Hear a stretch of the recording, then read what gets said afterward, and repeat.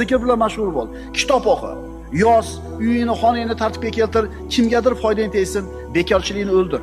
Qaraginda, uyingda sen qilishing kerak bo'lgan ish to'lib yotibdi. Ikkita mardikor olib kelsam, 1000 so'mdan bersam, огородni chopib, tekis agat olib beradi. O'zi men yo'q o'zi. O'zi hemiri yo'q. Qaraganda uyingda sen qilishing kerak bo'lgan ish to'lib yotibdi. O tomni ichiga chiqqanda tartibga keltirish kerak. Podvalingga tushganda u ham shu tartib kerak bo'ladi. Ko'changdagi ariq, eshiging tagidagi ariq tozami? Daraxtlaring sen o'zing xohlagandek chiroyli suratdami? Birodarlar, musulmon odam bekarchi bo'lishi mumkin emas. O'tirmaysizmi, dada, sizga nima deysiz?